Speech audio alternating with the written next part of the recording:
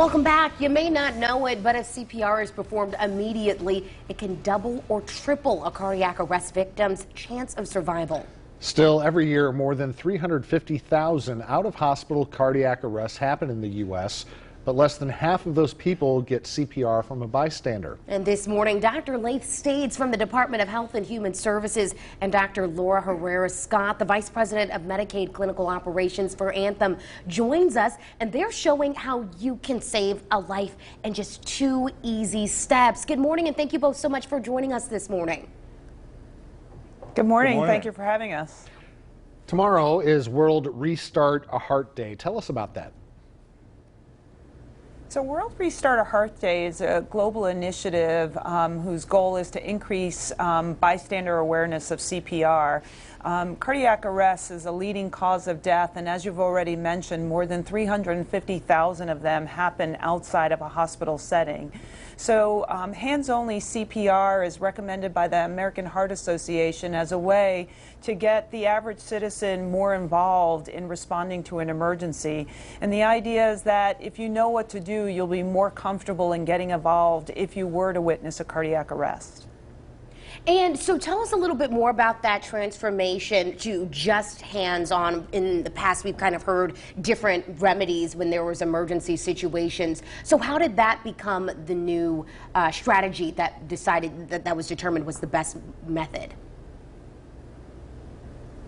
So I think, over time with continued research, continued data being able to be collected, you just learn that there may be a simpler, more targeted approach to achieving the same outcomes. So in the case of standard CPR versus compression-only CPR, the observation came about that, well, you can achieve the same, if not better, survival outcomes by educating folks on hands-only and actually increasing the chances that they're going to render aid in the event of an emergency. And I know you'd like to double bystander CPR by the year 2020. Tell us what you're doing to make this happen. Sure. So the Anthem Foundation has been partnering with the American Heart Association to continue to raise awareness about this life-saving technique. So the goal, as you mentioned, is to increase it to 62% by 2020 by doing, talks like this and getting the word out about hands-only CPR and how to do it.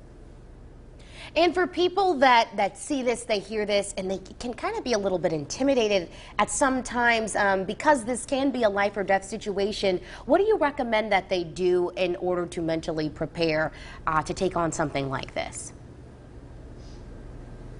So I think with anything, exposure, practice, preparation, and familiarity are probably going to be the best indicators to help you feel comfortable with a new, with something new when the time does come. So getting folks actually in the mindset that they have an active role to play, that they can be a hugely impactful part of a person's survival, and having them understand that it doesn't take the standard approach to CPR through rescue breaths and extensive trainings and recertification, that you can go online, learn how to do the 2 steps, and essentially be prepared to the point that you are able to save a person's life. That's a very stark contrast to messaging that was done in the past, and I think something that should be very powerful for civilians and standers by when it comes to actually delivering rescue techniques in the field.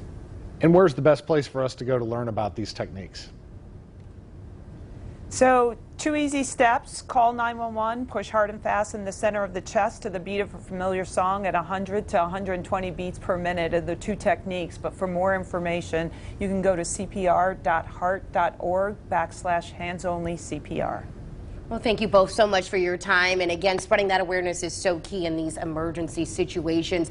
And of course, we'll be sharing this information over on our website, ciproud.com. You'll just want to click on Good Day Central Illinois under the News tab.